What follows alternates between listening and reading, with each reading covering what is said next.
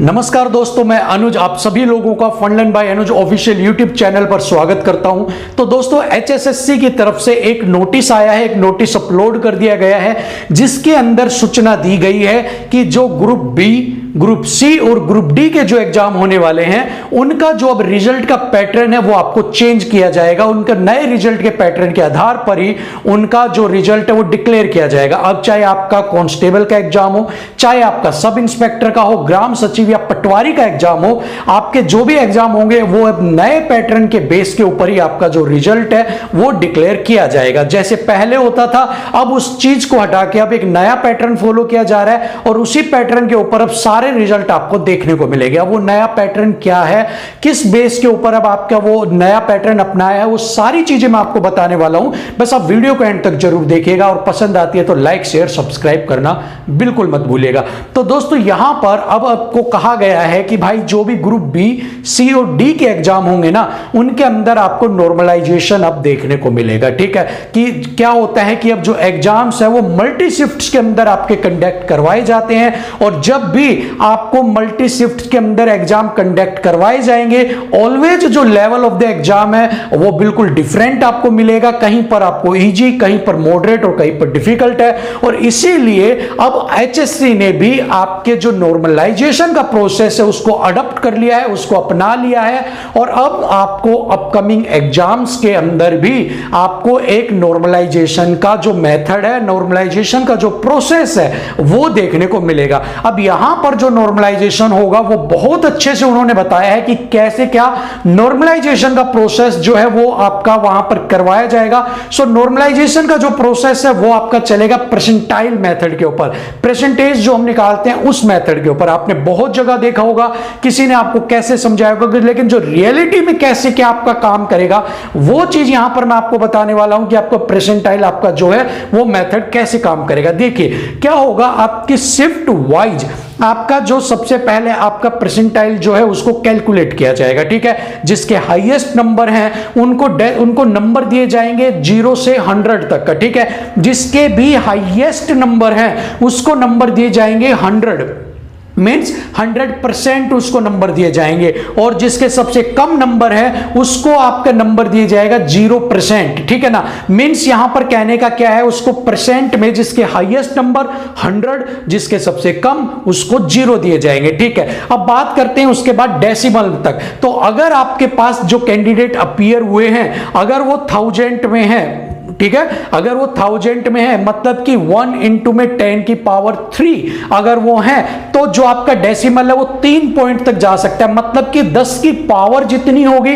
उतने ही आपके decimal point में आपका कैलकुलेट परसेंटाइल को किया जाएगा। अगर 20,000 है तो आपको पता है 4 0 तो मतलब 4 डेसिमल तक। अगर आपका लाख कैंडिडेट है तो आपको पता है कि आपकी 5 0 तो मतलब आपका 10 की पावर 5, इट मीन्स आपके 5 डेसिमल तक वो कैलकुलेट किया जाएगा। जितनी जीरो बढ़ती जाएंगी, 10 की पावर बढ़ती जाएगी, उतना ही आपके पास वहां पर क्या होगा, डेसिमल में आपके नंबर जो परसेंट है उनको कैलकुलेट करते जाएंगे। ठीक है, इतना समझ में आ गया। अब इस सारी चीज के ऊपर जब आपको मार्क्स दे दिए जाएंगे, लास्ट में कंपाइल कर दिया जाएगा। तब कंपाइल कैसे करना है, फॉर्मूला क्या यूज करेंगे, एक बार मैं आपको वो बता देता हूं। ठीक है, यहां पर आपका जो फॉर्मूला यूज होगा उसको 3 पार्ट्स के अंदर डिवाइड किया गया है। सबसे पहला जो पार्ट है वो ये है कि आपके एग्जाम में रियलिटी में अपीयर कितने स्टूडेंट हुए। ठीक है ना, नॉट एब्सेंट, अपीयर कितने हुए, and the appeared student will be denoted by N. ठीक है, एन आपका होगा अपीयर्ड।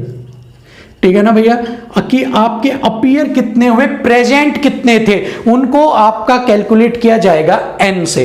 ठीक है, नंबर एन से कि भाई इतने बच्चे कैलकुलेट हुए। अब क्या किया जाएगा, ये प्रोसेस फर्स्ट है, मतलब स्टेज फर्स्ट है। सेकंड स्टेज के अंदर क्या किया जाएगा, जितने भी शिफ्ट वाइज बच्चे प्रेजेंट थे, मींस कि अगर हम एक एग्जांपल लेते हैं कि आपकी फर्स्ट शिफ्ट है, मान लो आपकी फर्स्ट शिफ्ट है, ठीक है, मान लो 18 तारीख की ही फर्स्ट शिफ्ट थी आपकी। ठीक है, अब इसके अंदर मान लो आपके 500 बच्चे प्रेजेंट हुए। ठीक है, ये एग्जांपल है, ये उदाहरण है, ठीक है भैया, इसको सत्य ना माने, ये एक उदाहरण हमने लिया है, एक एग्जाम्पल हमने लिया है कि 500 बच्चे आपके पास थे, हो सकता है ज्यादा थे कम थे वो हम नहीं ले रहे, हमने एक एग्जाम्पल ले लिया, उदाहरण ले लिया आपका, ठीक है। अब क्या किया जाएगा, सेकंड स्टेज के अंदर इन 500 बच्चों के मार्क्स लिखे जाएंगे डिक्रीजिंग ऑर्डर में, ठीक है।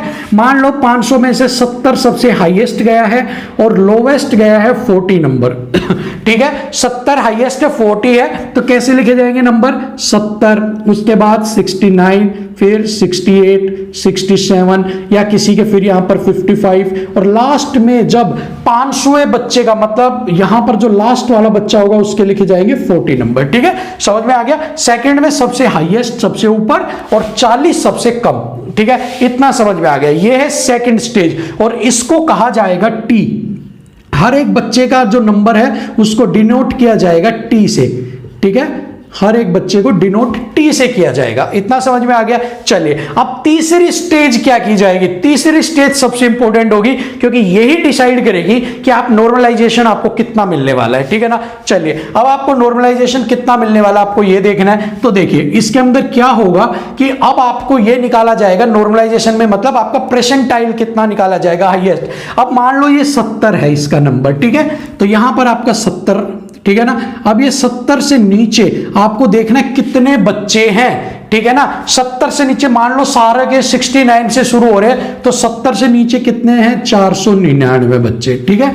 तो ये 499 जो है इसको डिनोट किया जाएगा एम के साथ, ठीक है। समझ में आ गया कि 70 से नीचे कितने नंबर हैं, 499, तो इसको एम से डिनोट किया जाएगा। और अब फॉर्मूला लगा दिया जाएगा प्रेजेंट का 100 इंटू में एम बाय एन, ठीक है। समझ में आ गया। हाँ, m क्या है, m मैंने ये बता दिया 499, 100 इंटू में 499, और n क्या है, n मैंने सबसे पहले बता दिया है अपीयर्ड कितने छात्र हुए हैं। मान लो कि आपके 1000 छात्र अपीयर हुए हैं, हमने एग्जाम्पल के लिए ले लिया ताकि ये इजी बन सके आपका, ठीक है ना। मान लो 1000 आपके बच्चे अपीयर हुए हैं और आपने अब इसका परसेंटाइल निकाला 200 मतलब 49.9, तो आपका जो 49.9 है 18 तारीख की शिफ्ट में सबसे हाईएस्ट परसेंटाइल कितना गया है, 49.9%, ठीक है। अब चलिए अब दूसरा मान लो आपने लिया 69, ठीक है, 69, अब दूसरे का 69, अब यहां पर कितना रखोगे, 69 आपने रखा।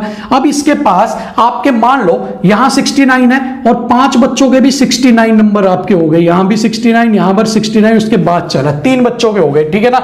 अब आपको देखना है कि 69 से कम कितने, तो देखो अगर हम वैसे करते तो यहां पर 498 हो जाता, ठीक है, लेकिन यहां पर 2 बच्चे और हैं जिनके भी हैं तो इसमें और कम कर दो, 96, ठीक है, 96 हो गए आपके पास। अब ये 496 एम माना जाएगा। तो अब दूसरे कैंडिडेट का, हर कैंडिडेट का अलग अलग परसेंटाइल निकलेगा। तो अब आपका मान लो इसका नाम था, ये कहां गया, इसका नाम था सुरेश, ठीक है, और इसका नाम है रमेश तो सुरेश का तो इतना आया है, ठीक है, रमेश का कितना आएगा, रमेश का आएगा मेरे भाई यहां पर आपका 100 इंटू में इसके 496 बाय में 1000 अपीयर्ड और 10 से 10 एक बचा, मतलब 49.6, ठीक है। तो रमेश का 49.9, सुरेश का 49.6, ऐसे ही सबका निकाला जाएगा। और जो सबसे लास्ट में 40 वाला, उस बेचारे का तो 1000 पे 1000 ही है, तो उसका 0 मिल जाएगा उसको, ठीक है। तो यहां पर हाईएस्ट को मिलेगा जो हाईएस्ट, ऐसे ही। तो ये तो फर्स्ट शिफ्ट का निकला। अब ऐसे ही दूसरी शिफ्ट का निकाला जाएगा, दूसरी शिफ्ट के भी नंबर लिखे जाएंगे। ये तो शिफ्ट ही 18 मान लो, सेकंड शिफ्ट आप मान लेते हैं, ठीक है। सेकंड शिफ्ट के अंदर मान लो आपका एग्जांपल हमने ले लिया, हाईएस्ट स्कोर जो गया वो गया 60, उसके बाद फिर 50, फिर 53, 50, उसके बाद फिर 48, फिर 46, ऐसे नंबर गए आपके, ठीक है। सेम फिर ऐसे ही होगा 60, इसके ऊपर कितने बच्चे ज्यादा हैं आपको देखने हैं, अपीयर उसमें कितने हुए हैं दूसरी शिफ्ट में, मान लो वहां पर आपके इससे ज्यादा 300 हैं, ठीक है, बटे में वही 1000 अपीयर हुए, वही आप सारा काटोगे तो वही जो परसेंट आएगा वही। और सारों की शिफ्ट का अलग अलग ऐसे ही, यही फॉर्मूले से, कहां गया हमारा फॉर्मूला, इस फॉर्मूले से सिंगल बच्चे का सिंगल परसेंटाइल जो है कैलकुलेट कर दिया जाएगा। लास्ट में क्या होगा, सारी शिफ्ट को मिला दिया जाएगा, ठीक है ना। अब मान लो ये 19 की शिफ्ट थी और यहां पर आपका परसेंटाइल ज्यादा निकल रहा है, ठीक है, आपका परसेंटाइल ज्यादा है तो आप पहले नंबर पे आ जाओगे सिलेक्शन के लिए। और तीनों शिफ्टों को मिला के जिसके नंबर भी ज्यादा परसेंटाइल निकल रहा है वो पहले रैंक पे आएगा, जिसका कम निकल रहा है वो सबसे लास्ट में चला जाएगा। समझ में आ गया इतना?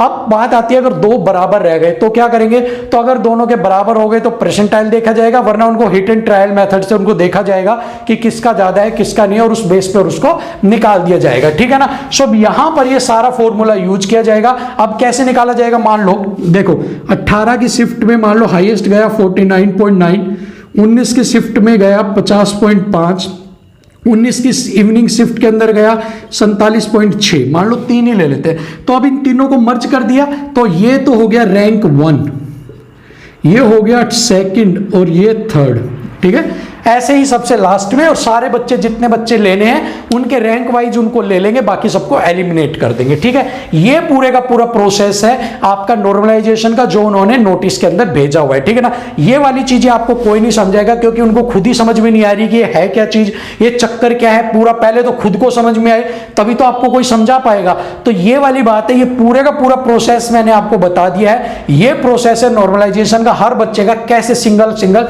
कैलकुलेट किया जाएगा। कोई आपको कुछ बताएगा कि भाई इतने नंबर हैं ऐसे जोड़ लो, इतने को बाहर कर देंगे, किसी को ये कर देंगे, नहीं ऐसा नहीं है। आपके सिंगल बच्चे की एक नंबर रो स्कोर आपका लिया जाएगा 69, और इससे नीचे कितनों के नंबर है उनको एम मान के उनसे आपका निकाला जाएगा, और वही आपका नॉर्मलाइजेशन स्कोर होगा, ठीक है ना।